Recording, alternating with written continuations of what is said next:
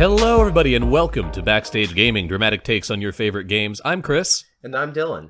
And we're here to talk to you about games, how they tell their stories. This week, we are going to throw one of our core competencies, which is video games, to the curb. A little bit, in favor of talking about one of my core competencies, which is Magic the Gathering.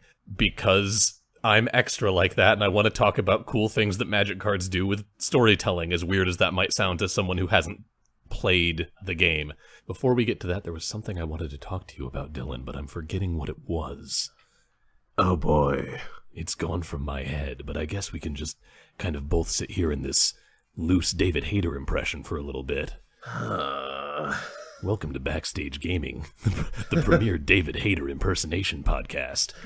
Anyway, that was nothing, but I think I'm going to keep it in because it made me laugh. Are we? Okay, well, I'm sorry, audience. Yeah. So what we're going to be talking about this week is, it is tangential to a topic that we have discussed before. God, I don't even know how long ago. Time is a fucking social construct, but we did an episode a while ago about lore as a storytelling technique and sort of like background story. Was that the episode when we talked about Kingdom Hearts as well? I mean, we've talked about Kingdom Hearts a couple times. Yeah, honestly. Anyway, we've talked about this topic before, but basically, one of the challenges of game storytelling is that because you want games to be as interactive as possible, for the most part, there are exceptions like visual novels and adventure games and things, where the dialogue takes more of a front seat. For the most part, most games, you want them to be as interactive as possible, so you want to cut out the amount of exposition, the amount of cutscene, the amount of time that the player is not playing to a minimum. Right. Unless you're Metal Gear Solid 4. That was for me. That was exclusively for you. But so how a lot of games have gotten around that is by introducing sort of optional story content. We've talked before about kind of the lore descriptions that are tacked on to items in Dark Souls and Demon Souls and Bloodborne, and how every weapon in that game has like a 1 or 2 sentence brief about like, this was wielded by the ancient king of Arnor in the before times, or this shield was fashioned from a dragon scale of Sif before he became Sif the Scaleless. That kind of stuff that just serves to flesh out the world and make it feel like a place with more history, or a place that you can spend more time in. When we talked about Kingdom Hearts, we talked specifically about like the role of the games that are not the main canonical, I mean, they're all canonical, but the main, Kingdom Hearts 1, Kingdom Hearts 2, Kingdom Hearts 3, and the role that kind of subsidiary, off the side, optional depending on who you talk to, storytelling fits in. And I'm going to find a way to make both of those things kind of mesh, talking about pieces of cardboard that you play with on the playground at recess when you're 8 years old like me. So buckle in. But before we completely abandon video games in favor of something that's going to be me talking and Dylan going, oh wow. oh wow. Another game that is doing this kind of thing in a very interesting way that we're both playing right now is Fire Emblem Three Houses. We talked about this a little bit with Coop last episode when we had him on. We're both playing. Dylan, I'm about 23 hours in at this point, which honestly, you are way ahead of me. Yeah, honestly, hours is not a great way of measuring distance through this game, because give me a month.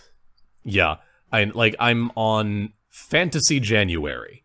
Okay, I am solidly at the start of Fantasy September. Okay, for our audience that might be baffled, Fire Emblem Three Houses is that was nonsense if you're not familiar with this game. Yeah. It takes place in a fantasy world, and you are a professor at a officers' academy for training people from around this continent to be officers in the military, or to be effective members of the nobility, or to be knights. And it's broken up by month. Each month has a major story mission, but each month also has several weeks that you can spend exploring the monastery, teaching your students, going on side missions, all that kind of stuff. And so the reason I'm saying hours spent is not great, it is very possible for you to breeze through everything about the month but the main story mission if you want to. There's an auto-teach setting that you can hit. There's ways to automate how you spend that time if you don't want to go into the minutia of wandering the monastery and talking to people specifically and like really getting into the weeds of fiddling with stuff. I like all of that. So I have not been doing the auto mode, but that's kind of getting into this idea of like a lot of how this game presents its world is through that optional stuff. The story is there because the story is the main story missions and the main conversations that you have to have before and after those.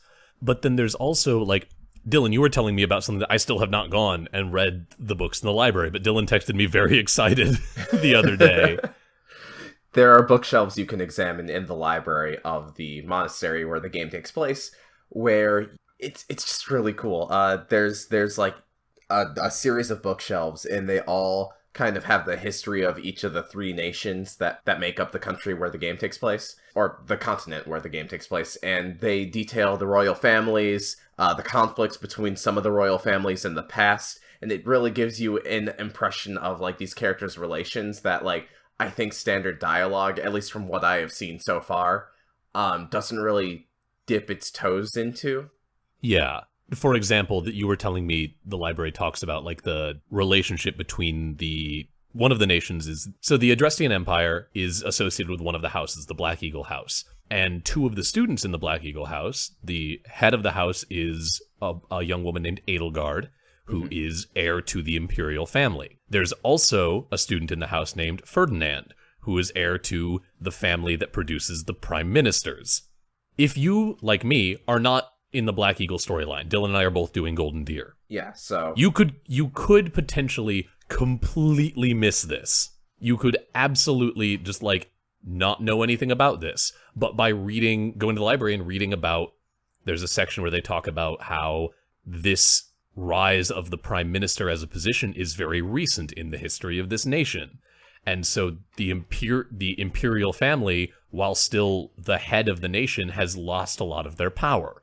And I don't know if that comes to play in like the story in a big way, right? But it sheds a lot of light on the relationship between these two characters. I've also seen a couple of support conversations from the Black Eagle house line where like if you do support conversations between these two characters, this comes up in that way too. But again, for me, who's not in that house and doesn't have the access to those, that's the only way to find that information, and that's it's small something on thing. The peripheral of your knowledge. I can also imagine like if you were a Black Eagle or a Blue Lion, you wouldn't know that the main character of the Golden Deer House, Claude, you wouldn't know that he's actually a noble who was recently discovered. His birth was in a backwater country town because his mother went to elope with his father. Yep. And like, again, this is something that I don't know if you've had the support conversation, Dylan, but because I didn't know about the books in the library, I hadn't read that section, but there's a support conversation that happens between Claude and one of the other students in the Golden Deer House, Lawrence, who's right? like...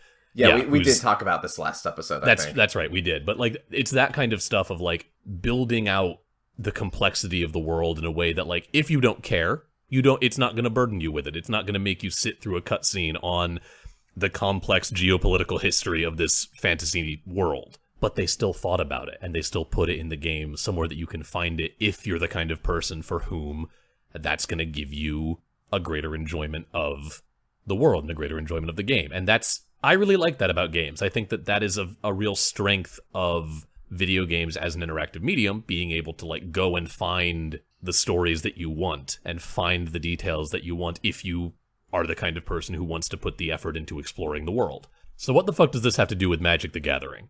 I hear you ask, frustrated. Well, it's an excellent question, listener, and let me tell you, I have not been playing a lot of Magic recently. I played it some when I was a kid. I got really into it in college, and then leaving college, leaving a lot of the people that I played Magic with, needing money and having a collection of cards that was worth a not inconsiderable amount of money, I got out of the game in a fairly major way. But I've still been interested in it, and I've followed the development of new sets. But quick crash course about what this game is if you've never played it or tabletop trading card games in before general. we get to the game proper, I have a question about like the quote-unquote story of Magic. Please do. So I don't remember this with like 100 absolute certainty, but I think when I played Yu-Gi-Oh back in the day, there was like some flavor about like, or maybe it was Magic. I didn't play a lot of Magic, but I remember there was like flavor in like the instruction booklet or introductory booklet where it's like, you're a wizard and you are summoning these creatures as your familiars as you duel another wizard. Yeah, that was the core conceit of the game when it was first developed. You as a player of the game Magic the Gathering are taking on the role of a planeswalker, which is a kind of wizard that can move between different worlds, because as the game is developed, that's how they justify having all these different kinds of cards and all these different flavors to each set, is that each set is set on its own bespoke world with its own iconography and history and mythology and all that kind of stuff. And it used to be really funny, like the packs of cards, particularly from like the late 90s, early 2000s, had little blurbs on them of like, welcome to the foreboding forests of Dominaria, where in the dark, because the set was called The Dark.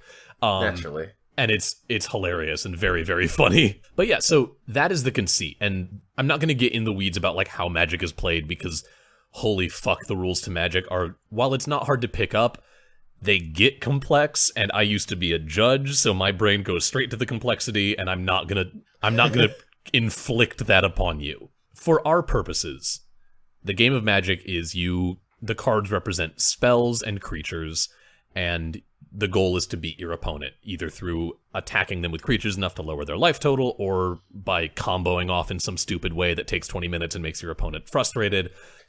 There's a lot of different ways. What makes the game fun, and one of my favorite things about it, is that they do a really good job of developing settings and telling you about those settings and telling you about events that transpire through the cards and through the card art and through the card design and what the card does mechanically in the game, in a way that I haven't really seen other trading card games do. I'm not going to pretend that I played Yu-Gi-Oh when I was a kid. I didn't think a lot about Yu-Gi-Oh when I was a kid.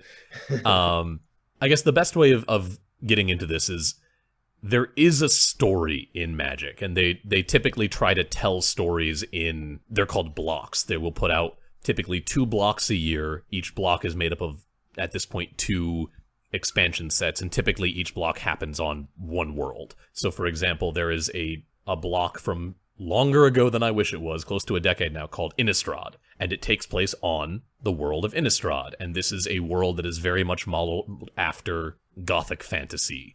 All of the creatures are like werewolves and zombies and vampires and humans that are way outclassed by the vampires and zombies and werewolves. And just as an example of this kind of thing, the werewolves, they did a very cool thing where the cards could transform. There was a side that you played that was a human, and then if you didn't cast any spells, that was the mechanic that they chose. If you didn't play any cards on your turn, it would transform and you'd flip the card over, and on the other side was the wolf form of the card. That's a really good, like, base level example of the kind of stuff I'm going to be talking about. And now, without further ado, I'm just going to start sending Dylan images of cards that we're going to talk about. I'm going to put a whole Twitter thread of all of these if you want to look and play along and follow along. The first one that I'm going to share with you is a very simple boy. He's a real little angry boy. It's a card called Raging Goblin. It's a very old card. Take a look. The art is exquisite. It's just this very angry, screamy goblin with an axe that's bigger than him. And this is like, again, very baseline what I'm talking about, and we're going to get way more complex as I go along and start introducing more interesting cards. But Raging Goblin has an ability called Haste, and all that means is it can attack the turn you play it. That's not something everything can do, but this little guy can. And he has some flavor text. A lot of Magic cards have words in italics that don't mean anything rules-wise, but they just tell you a little bit of story about the card you're playing. Raging Goblin says, he raged at the world, at his family, at his life, but mostly, he just raged. And this is not telling some grand story. This isn't fitting into, like, the story of a set or anything.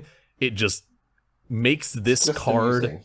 Yeah, it's amusing. It makes this card feel a little bit more like, oh yeah, I can see this as a creature and not just a piece of cardboard. Right. So that, at its most basic, that's what a lot of Magic cards come down to. They're like a cute little idea that they add a little flavor text onto to make it feel a little bit more like a real thing. I also like. I see that this card is copywritten 2014. Yes. But the art has such like a nice vintage feel to it. Yeah, this card, and that's another thing about Magic is they put out new cards in every set, but they also do a lot of reprinting. Okay, this is a reprint. This is a reprint. Raging Goblin has been around since 1997 was the first printing of Raging Goblin with different art, but they do a lot of reprints, and this was printed in like a sort of a legacy, like nostalgia product. So they used one of the older artworks for it. Okay, cool. The next card I'm going to share with you is a card called Laboratory Maniac. Okay. Now this is a card that requires a little bit of like background knowledge of sort of the, for lack of a better term, the iconography of the game. Okay. To make sense of. Well, just send it to me and I'll see if I can bullshit something. Yeah, so, Laboratory Maniac. I'm sending it to you now. He's a creature. Yes. He is a human wizard, and he has rules text on it that says, if you would draw a card while your library has no cards in it, which is a way that you can lose the game. There is a strategy in Magic that's referred to as milling, named after a card called Millstone, not that important. But the strategy of milling is you make your opponent just like churn through their deck way too fast so that eventually they have to draw a card, they don't have a deck, and they lose. Laboratory Maniac says, if you would draw a card while your library has no cards in it, you win the game instead. That's good. This card is a flavor slam dunk. Okay. This card is used in a lot of janky combo decks where like you mill yourself out while this guy's in play and you're like, haha, I win. Or it's used as defense against like, if you know your opponent's on mill, then you play Lab Maniac and you're like, huh, idiot. So but I love this because... I have a quick question about Magic. So I know that like the point of trading card games is that you have a win state in mind and everything in your deck is to hasten you to that win state. Correct. So a character like this, or a card like this rather, if that is your... What was the word you used? Mill. Mill. Is the opponent aware of your mill? It depends. Okay. Most formats of the game, if you're playing in like a tournament, you'll play best 2 out of 3. And you're allowed to have a sideboard of 15 cards that you can like use to make adjustments to your deck between games. So this is like, I've never played really super competitive Magic, and definitely not in a format where people were playing Laboratory Maniac. Right. So I don't know how viable this is as a sideboard strategy. Like, if you know that there's a guy who goes to your game store who loves playing Mill, then maybe you would put a couple in your sideboard for that matchup. More frequently, it's played in combo decks where you're milling yourself out as your win condition. Or as, at the very least, as a defense if you're the kind of deck that draws a lot of cards. You might throw this in as like, just in case I don't make it happen the other way. I have this. But I love this because cards that draw other cards are a staple of Magic, and they're frequently presented flavor-wise. They're frequently like I'm talking about with like the card design sort of telling a story. The story of a lot of card draw spells is either divination or research. There's cards called things like Frantic Study, Frantic Search, Deep Analysis, all of this sort of language that presents drawing more cards as a product of doing research. And so the fact that the Laboratory Maniac is the guy who's like, I'm doing research and I don't care what happens. His flavor text reads, his mind whirled with grand plans, never thinking of what might happen if he were to succeed. Like, it takes a little bit of background knowledge. You need to know that fact about the game, that all of the card, like a lot of the card drawn spells are tinted as research. But when you know that, it adds a whole extra layer of complexity to the little narrative gem that they're providing you with Laboratory Maniac, and I just think that's really cool. Yeah, I dig it. Now we're gonna get a little bit funkier. To describe the Laboratory Maniac, did we describe its appearance? Or we did not, but please do. It's fantastic. It is very much like a mad scientist in a Frankenstein-esque laboratory, cackling maniacally as he is flipping a switch. He has these augments on his body. There are wires strapped to his back that are plugging into various walls. There's like a couple electric globes that are interacting with some doodads on his person. It's really strong. This card was also first printed in Innistrad, that gothic horror set where a lot of the zombies were flavored as sort of Frankenstein's monster-esque stitched together creation. So he fits into that world in a very good way as well. So, not to derail the conversation. Please do. But is Magic basically just like every world or every expansion or whatever you call it? It's just another planet in Kingdom Hearts. Essentially, yes. And it, like, there was another thing I'm going to talk about. One of the next cards I'm going to send you is from a plane, a world called Amonkhet that is very much flavored after ancient Egypt, with like gods and mummies, and all of the art is very like Egyptian inspired. There are like jackal-headed creatures and all this kind of stuff, which is very cool. One of the mechanics in Amonkhet that I really love, I didn't find a card for this, but they have a mechanic called Eternalize. And what Eternalize is there'd be creatures that have an effect. Here's a good example. This is a great example of a very good card that also gives a very good example of this kind of ability and the flavor it was going for. So this is a card called Champion of Wits. Okay. It's a wizard. It's a blue card. It draws you cards. It's a creature, and it reads, when Champion of Wits enters the battlefield, you may draw cards equal to its power. If you do, discard 2 cards. It has power of 2. That's just one of the stats on the card. Mm-hmm. So what this card reads is, you play it, you draw 2 cards, and you discard 2 cards. And you might be thinking, but why does it say draw cards equal to its power if its power is 2? Well, here you get the rub. In addition to a bunch of other things that might affect that, it also has the ability Eternalize. And Eternalize costs a whole bunch more. But what Eternalize says is, exile this card from your graveyard, so it has to have already died, and you make a copy of it, except the copy is a 4/4 zombie. Okay. So Eternalize is mummifying and bringing back to life in the flavor of this Egyptian-inspired world. Okay, cool. And when you Eternalize it, it comes back bigger, which makes that ability do more for you. You draw 4 cards instead of drawing just 2. And this card is so fucking cool. I'm glad you're here for me, because I would have never made that connection. Yep. And like the fact that they have created a mechanic that is interesting and unique. It was a new mechanic for this set, but it also fits so well into the flavor of this fantasy Egypt. The creatures are mummified and come back as their mummified versions, and that changes things about them.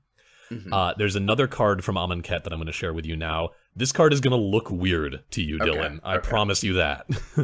I'm scared. You'll see what I mean. Okay. Oh, what? I sent Dylan a card. Magic has also done very interesting things with different ways of breaking cards into 2 to give them different abilities. Yeah. And the Amonkhet block introduced a mechanic called Aftermath, which was it has one form that you can cast from your hand, and then another form that you can cast from the graveyard, and then it goes away. And they did a lot of cool stuff because the naming convention for these was weird. This particular card is called Start to Finish, and that was how all of these worked. Is there was also like Claim to Fame, Commit to Memory, Appeal to Authority, all of this. That was the sort of naming convention. And so Start, the art shows 2 young men, arm in arm, sitting in like a beautiful sunlit courtyard. It's Moses and it reads, and Ramses from Yep, it honestly is. And it reads, create 2 1/1 white warrior creature tokens. And that just means in Magic sometimes the creatures are cards, and there are other cards that like make just like, this isn't a card, but it's still a creature on the battlefield. That's what that means. You cast the spell, you get 2 little dudes, and then the spell goes into your graveyard, allowing you to cast Finish. And Finish reads, as an additional cost to cast Finish, sacrifice a creature, destroy target creature. And the art of this is one of the 2 young men from the art of Start looking down at an upraised hand, presumably from the other young man from the art of Start. Okay. This card is such a cool little story moment because it's start to finish. It gives you 2 creatures, and then the other half of it makes you get rid of a creature, maybe one of those creatures that Start gave you, to destroy a creature. It's telling an entire story of these 2 nameless dudes in this artwork through what the card is doing mechanically. Oh, wow. Yeah. And, obviously... I'm reading the effects again, just to, Yeah. Obviously, it doesn't have to do that. It doesn't say, you have to sacrifice a 1/1 white warrior creature token or anything. But I'm gonna recommend that people have our Twitter page open Yeah, definitely. as they listen to this episode, because if you're not familiar with Magic, if you're not familiar with the cards we're talking about, definitely refer to our Twitter feed where I will have posted all of these. But this is such a cool... Item 1, it's good card design because the effect of the one that you have to cast second, if you cast the first version, it gives you what you need to cast the second version, which is just good, because a lot of times otherwise that second version just couldn't be cast. But also, I love this card and the way that they use this form of split card to tell this really interesting story. There are some other ones that do similar things, but this is the best example of it, for my mind, of this kind of card. Maybe it's just because I have the road to or DreamWorks on my mind, but it's also making me think of the Road to El Dorado, where Zekel Khan's like, it needs more body. It really is. I love it. I've got a couple more. This next one's a little bit more simple. It's less of a full story and more of just really fucking well done flavor. Okay, yeah. This is from a recent set, a set called Modern Horizons, in which they basically printed a bunch of cards that are too powerful to go into the regular format, but are good for an older format that needs support. Okay. And this is a card called Dead of Winter. Item 1, I just want you to appreciate this art. That's a good picture. This art is exquisite. The art, again, go to our Twitter feed, but if you can't, the art depicts a frozen sort of wasteland. There are bodies and discarded weapons and arrows littering the ground. And in the center of the frame are two figures, one standing, one kneeling, impaling each other on spears, and they appear to have frozen solid there. The art is incredible. This is one of my favorite pieces of art in the history of the game Magic, and there are a lot of really good artists who have worked on this game. Yeah. But then what it does is it says all non-snow creatures, which is weird. There was a very old set called Ice Age that had introduced snow as a card type. So there were snow lands, there were snow creatures. I think that was it. But it says all non-snow creatures get a debuff, get -X/-X, which can kill things, until end of turn, where X is the number of snow permanents you control. That is Magic jargon for, if you have a bunch of snow lands, if it's winter, you kill everything. Yeah. It's it's such a little thing. So snow permanents are they yeah, this is a weird one. Explain it to me as someone who doesn't play Magic. Basically all it is there are certain cards that care about this concept of snow. Okay. One of the core ideas of Magic is that you have to play lands, and the lands are your resource. So this card, for example, costs 2 generic and 1 black mana. You get that by tapping, at its most basic, 1 swamp, which is a land that generates black mana, and 2 other land to generate any other kind of mana. To put this in terms that I could vaguely understand, is it like in Pokemon when you have a Pokemon that uses a move that changes the weather or the environment to buff their moves?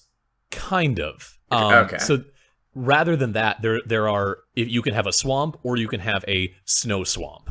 Okay. They only ever printed snow swamps, which is just what the card is called, in the Ice Age blocks, because that was one of the gimmicks on that block.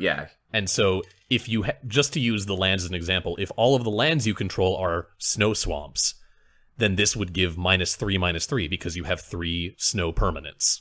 Okay. The more of those you have, the more snow lands, the more snow creatures you have, the bigger that debuff gets.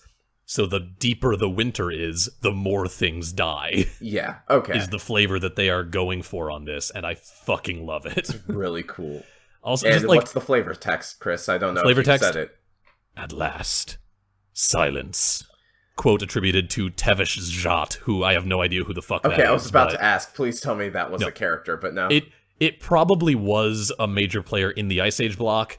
The Ice Age block was way before I started playing Magic. Got it. Okay. So I'm not able to provide more detail on that. But again, just this is not one that's fitting into a grander story, but again, it's just a really good, well-contained piece of storytelling of what happens when you play the card. Yeah.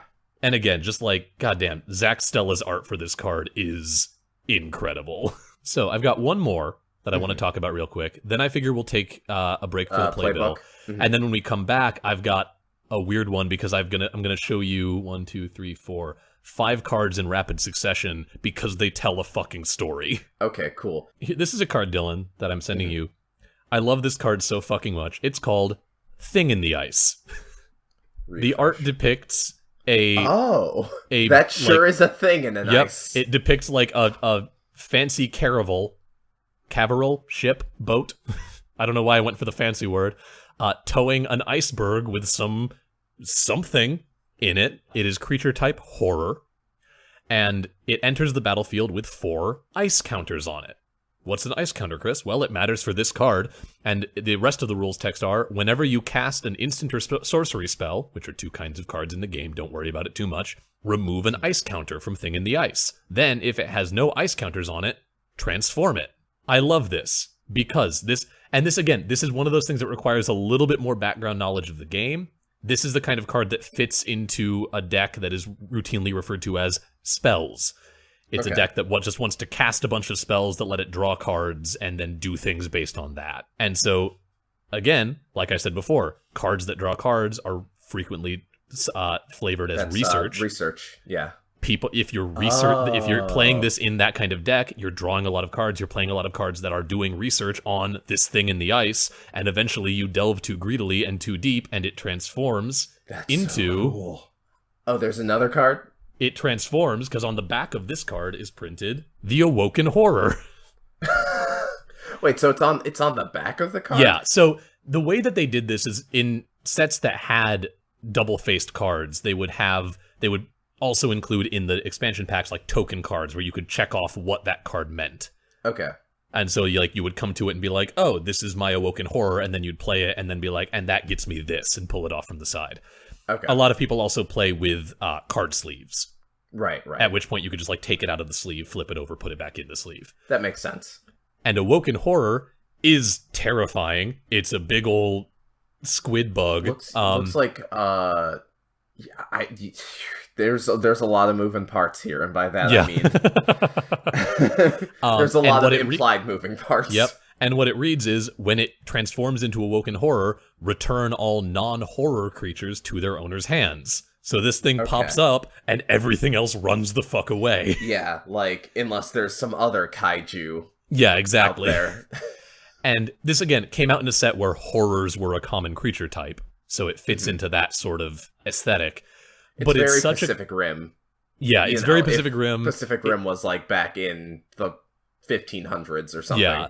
But again, this is just such a good example of it's telling a story on its own. That story fits very well with the kind of deck you want to play it in, which is a deck that's playing a lot of those card draw spells to get those ice counters off of it quickly. And then when it comes out, it does something that makes a fair amount of narrative sense. If I saw this thing bust out of an iceberg, I would run away. This also fits in with the history of Magic because there's there's other cards that have that kind of effect of returning all creatures to their owner's hands. Cards like Whelming Wave. This thing would make a hell of a tidal wave when it came out of the ice. Oh man, it's all connected. That's really cool. Yeah, like that's one of the things about Magic, especially as the game's been going on for more than 20 years at this point. Yeah. So as the way that the R&D team and the way that the card design team and the way that the art team have found ways to tie all of these new ideas and new cards to existing concepts in the game is really cool, and I really like it, and it's like one of my favorite things about this game. Man, that makes me excited. It's a shame that I will never have the money or the time to dedicate to actually honestly, learning Magic. If you're interested in Magic, if I've made you interested at all, Wizards has recently released Wizards of the Coast is the company that owns Magic the Gathering. Right. They've recently put out, and it's still in open beta, it's been in open beta for fucking forever, a computer program called Magic Arena. It's free to play. There's a shit ton of microtransactions that'll, try to nickel and dime you. But I have managed to have a very good time of it while spending very little money after initially being like, I kind of want to put together a couple decks. Maybe I'll check it out. Yeah, it's fun. It's very user-friendly. If you're brand new to the game, it's a pretty dang good way to learn because it handles a lot of like the minutia for you until you know what's going on enough to like want to micromanage it. Anyway, that's neither here nor there. I just wanted to throw that out there if anything that I'm talking about sounds cool to you and you're interested in trying it out. Anyway, let's hop into the Playbill really quick. Talk about Yes. what we got to talk about there, and then when we'll come back, I'm gonna spin you a yarn using magic cards. Oh, okay.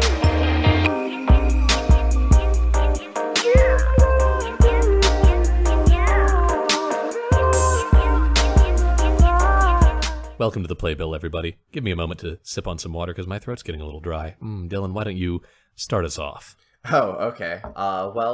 If you like us and you like the stuff we're doing, here are some other things you can find us in. The Unexplored cast is pretty good. It's an actual play podcast. Chris is a major player in the second season, and I make some cameos too. I'm trying to remember what we can say about the Unexplored cast. Same. We recently recorded the first episode, or the first session, which is probably going to be at least 2 or 3 episodes of season 2. It's fucking great. I can't remember the last time I had that much fun. Have any of the episodes come out yet? No, season 2 has not come out yet. It's probably not going to be out until October-ish. Okay, cool. Because I've been like really excited. I really want to start listening. Oh yeah, I mean, go back and listen to the first season. The first season is like small town Midwestern horror, and it's phenomenal. This season is going to be sci-fi. I know I can say that because Christina's been posting on their Twitter about coming up with alien names. Good. But it's super good. And then Dylan and I are also involved in some of their Patreon exclusive content, including, I think just today, they dropped another episode of the Patreon exclusive campaign, Florence DeWitt's Paranormal Detective Agency, which is Victorian spooksome. It's real good. You should absolutely support them. You can find them on Twitter at unexploredcast or at unexploredcast.libsyn.com. Dylan, what if I don't want to listen to people to play an RPG, and instead I want to listen to people talk about anime for a really long time? That sounds very passive-aggressive. I didn't mean it to. I really didn't mean it to. It came out of my mouth, and then it was there. I love it. I love your show. Well, if you really want to, Chris, you should check out Dude You Remember Macross, where I talk with your friend and mine, actual doujinshi character, Coop. We cannot keep that alive. Fine, I'll and by kill that it I now. mean Coop. Fine.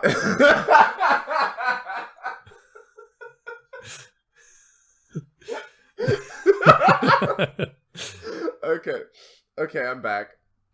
Okay, fine. Starship Captain Coop. That's better. It's a lot better.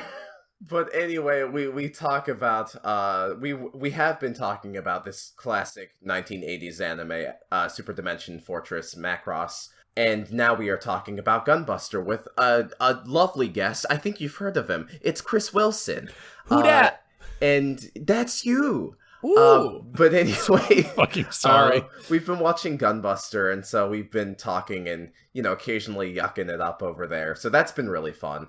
And I try to talk about, like, the themes and grander ideas behind, the big robots blowing each other up, because, there's that famous meme image of a Gundam shooting the message war is bad at someone, but it flies over their head and they just go, wow, cool robot. That's pretty accurate. So, I think one of the joys of this show, for me at least, has been trying to tackle them not just as, wow, cool robot, but also, like, thinking about, like, the grander ideas behind the giant robot. And that has been inspired by other podcasts that also tackle giant robot anime. So that's been real fun. If you want to check that out, we are on Anchor at anchor.fm/dude, that is DUDE, you remember. We are also on Spotify, Google Play, and Apple Podcasts. You can also check us out on social media, at Facebook, Twitter, and we have an email. You should also go and listen to, honestly, at this point, Marathon, because it's fucking great. Unwell, a Midwestern Gothic mystery. It's a podcast that I was involved in very minorly. It's killer. It's got some of the best sound design I've, like, ever heard in a narrative podcast. It's all about spooky, weird stuff happening in the Midwest. We have a theme, and I was lucky enough to be involved in the final episode, which dropped when you're hearing this last Wednesday. It was a ton of fun. I got to scream a whole bunch into a microphone. Inexplicably, one of my screams sounds weirdly like a Wilhelm scream in the way that they mixed it in, which was not intentional. Screaming is, like, really fun. It's, like, not so good for your fun. voice at all, but, like...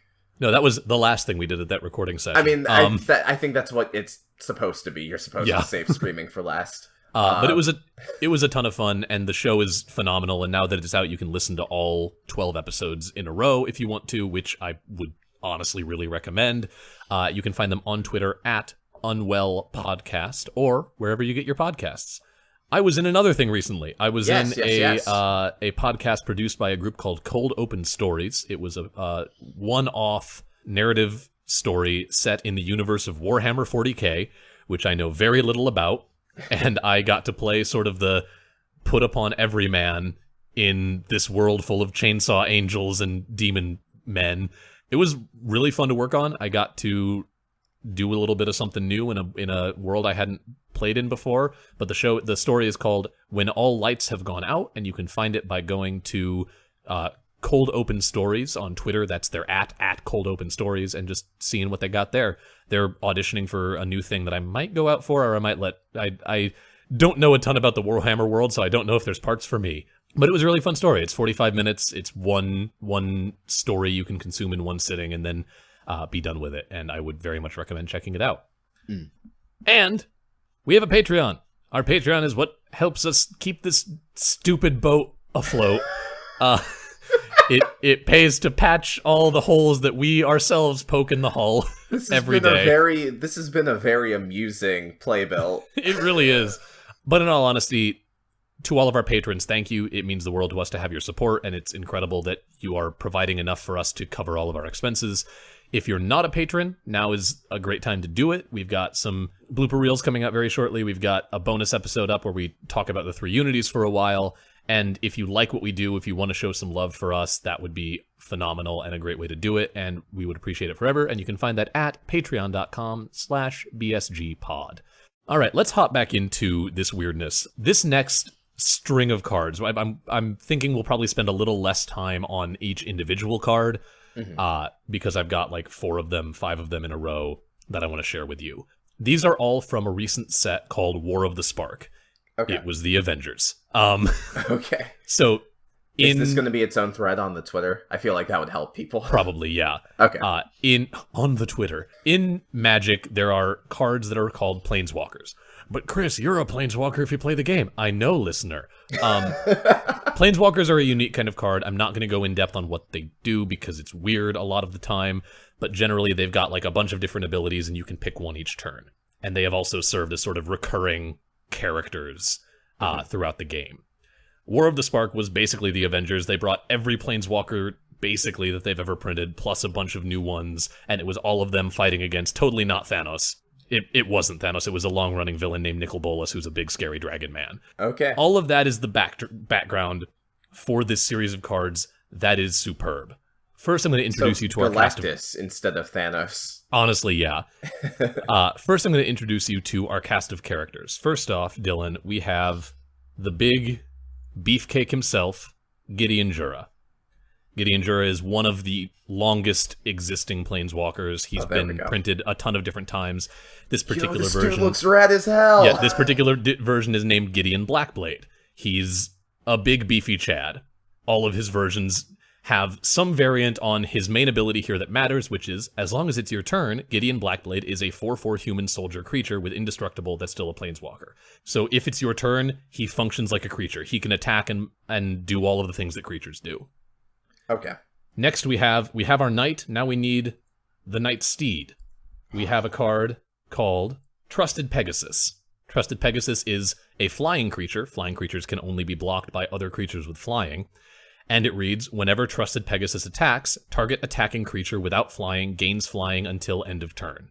And in the art, we see this Pegasus, and we see Gideon. Trusted Pegasus can let Gideon fly when it attacks. Yes. Next up, we have Divine Arrow. We see the Trusted Pegasus being pierced by an arrow, and Gideon falling off of it behind it. The flavor text reads, Ravnica's defenders watched in horror as a Ketra's shot pierced the body of the Pegasus. Gideon tumbled through the air, Blackblade in hand.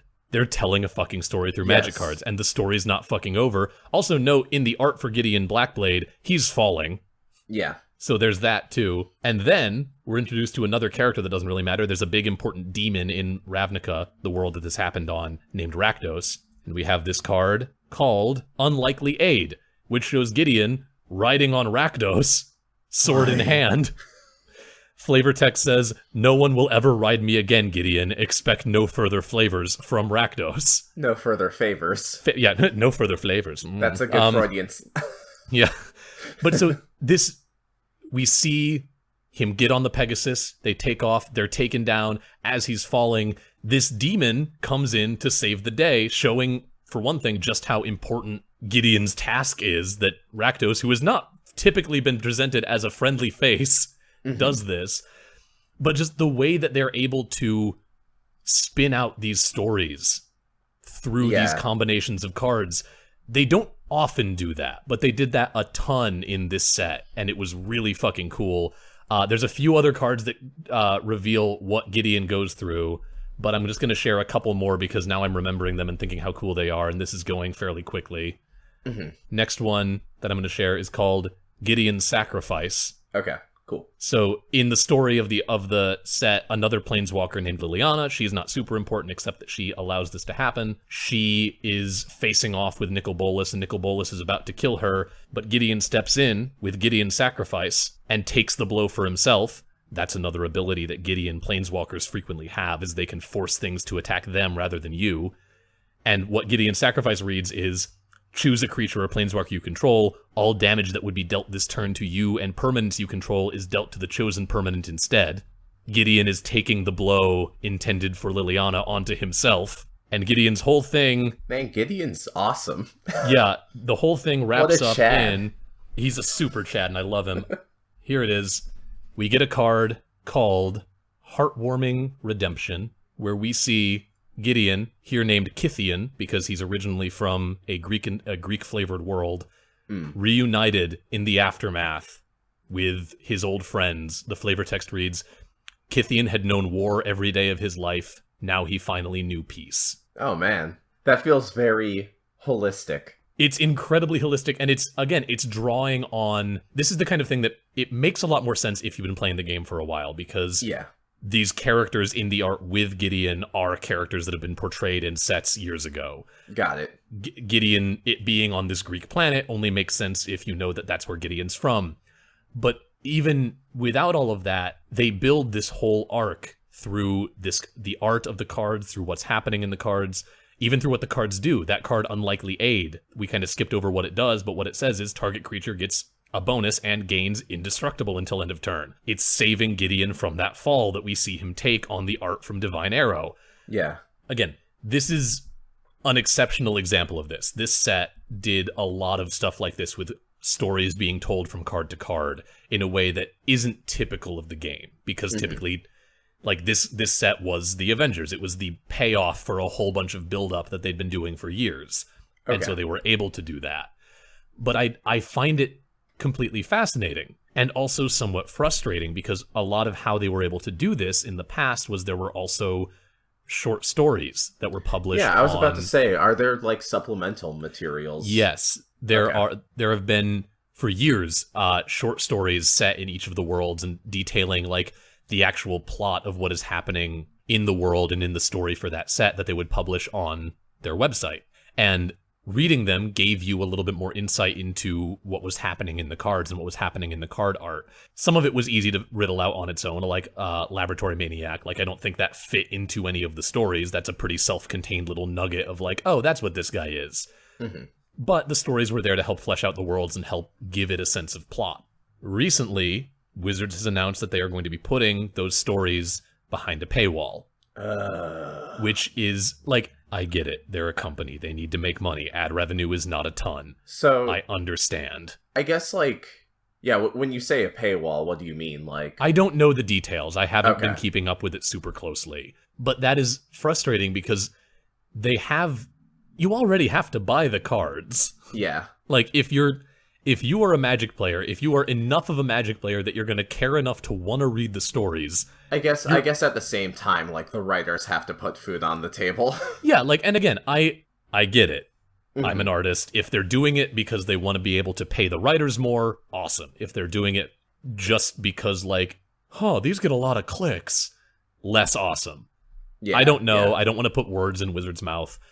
I'm just expressing that, like, it's a little frustrating because suddenly this thing that was just there for you to go to like the library in Fire Emblem Three Houses when you've already bought it, is more akin to a supplementary game that you have to go and pay for, or something behind a microtransaction, or it's a little bit frustrating because it feels like a very backwards move considering how long they've been doing it for free.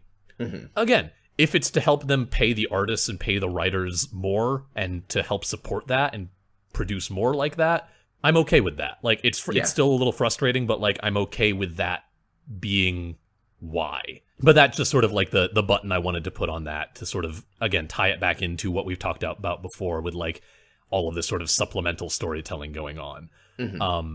I hope that this was at least somewhat entertaining for you, Dylan, and for you, the audience, to hear me gush really about Magic cards for a while. I think so. I gotta look through this Gideon story again, probably after we record. Yeah, because I need to like actually like absorb the detail. But no, this was really fun. I guess I got like a couple loose tangential things to talk about that have nothing to do with Magic. Please do. We can tie it back into our actual core competencies. But I guess like looking at it from like a reverse perspective, I was thinking of Final Fantasy XIV, and I'm not entirely sure why, but I think there's this thing where like Final Fantasy XIV is an MMO. You create a character, you pick a class, you can switch between classes, but essentially each class has its own abilities and its own quest where you do different missions to level up your the class that you are.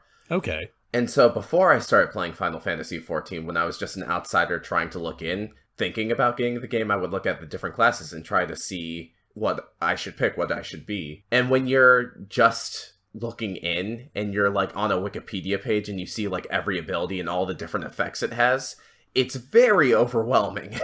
But I think, and again, this is like an opposite example, but like when I actually started playing the game, they ease you into it really well. By kind of, when you get each ability, it's kind of given to you as part of a story. And I'm a white mage in Final Fantasy XIV, so I have a lot of healing magic. And then for DPS, when you're on your own, you have a damage over time spell that is wind based, and then you have like a single attack that's earth based, and then you have a couple other attacks, but they're not really there for damage; they're more situational. But anyway, the way that this is kind of explained to you in game is that like you will do a quest as a white mage, so it's a quest specifically for white mages to learn a new ability, and they will give you. It's framed as like a teacher teaching you the basics of white magic. So you kind of learn like, oh, white magic isn't divine in nature; it's derived from the earth. That is where healing powers come from. So you learn the elements of earth and wind, and it's given to you piecemeal enough, and the story is interesting enough that like you eventually just kind of get it in your head. And it's not a one-to-one to Magic by any means, but it was just kind of this interesting thing of like the abilities you learn tell a story, much in the way that like the cards you use in Magic tell a story. Yeah. That's really cool. I love when game designers like put thought into stuff like that. Yeah. Because it adds such a nice like layer to what's going on. It's really cool. And I think there's later in the White Mage plot, or this isn't White Mage, this is Conjurer, which is kind of like the proto-White Mage before you unlock the White Mage class. It's confusing, like, when you're actually playing it, it makes sense. But there's a plot line where one of the characters isn't relying on the earth, and, like, they haven't been taught the basics of White Mage, so they're just trying to heal based on their own talents and what they know. But what they don't know is that instead of deriving from the earth to heal people, they're actually giving away their own life force. Oh, that's so cool. Yeah, there's a lot of really cool like plot moments in that, and so that's what really got me into playing the game. It's I really dug it. And I guess to kind of switch gears a little bit, I remember, so you were talking about how these card games kind of tell all these stories, and how like there's this greater world that exists within flavor. Yeah. And I guess I can't really tie that back to Yu-Gi-Oh! Because, like, Yu-Gi-Oh! Is, like, they're in the real world and they're playing a card game. But the best part of Yu-Gi-Oh! And the only part I really remember is when they go into a video game based on the card game. And, like... I forgot about that. Yeah, and they're interacting with, like, all the characters in the card game as NPCs. And so it's really kind of satisfying to watch them, like, walk around and, like... interact and engage with these monsters as people or everything, as denizens. Everything that I ever remember about the Yu-Gi-Oh show is right on the line between too silly to take seriously and actually really creative. Yeah, that sums it up pretty well. I imagine a huge part of that is just 4Kids' dub, but yeah. Yeah, I don't really have too much more to add on this topic. This was just sort of a fun deep dive ramble for me for most of the episode. I don't. There's a part of me that wants to talk about Digimon, but I can't really tie it into the episode in any meaningful way, so we might as well cut We'll find a way later. Digimon Tamers is the GOAT! It's the greatest of all time! But anyway, thank you all so much for listening to this week's episode of Backstage Gaming.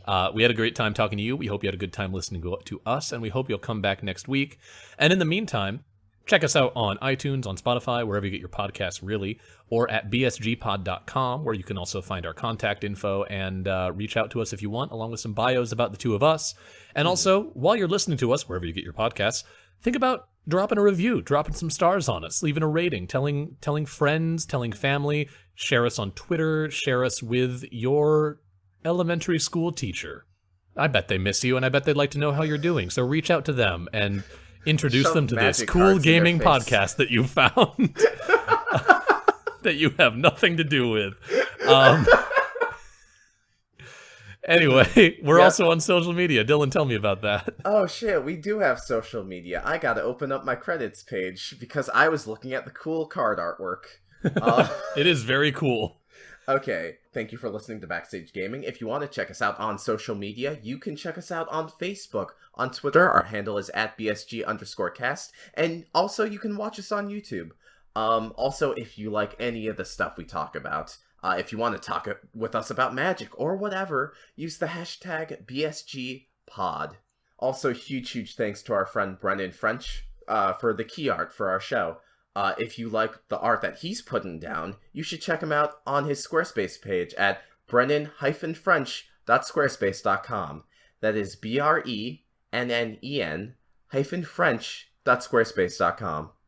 You can also check him out on Instagram.com/BrennanFrenchArts. And of course, big thank you to our friend BioQuery for the use of our theme song, Sound Radio Volume 1 Instrumentality. If you like his music, which you should, it's great, you can find him at his SoundCloud, soundcloud.com/BioQuery, that's BIOQUERY, or by going to Spotify and searching for BioQuery. He's got a couple different singles out that are fairly recent, one of his solo work called Posthuman Angst, and one that he produced that was a collaboration of a bunch of different hip-hop artists called Links Volume 1, and they're both fucking killer, and you should show him some love. And one more time, please do feel free to check out our Patreon, patreon.com/BSGpod. That is what helps us to keep this running, keep this going. We're not losing money off of it, which is incredible, and thank you again to all of our existing patrons for your support. If you like what we're doing, that is a great way to help us out and help us keep going and to give us the motivation to do more and do better, because boy howdy, sometimes these shows sound like we need to do better. That's all I've got for this week, so I hope you enjoyed. Dylan, is there anything else for the lovelies out there? I got nothing, besides verbal shitposts. That's fair. That's 90% of both of our aesthetics. So until next time, goodbye, everybody. Yep, take care, all.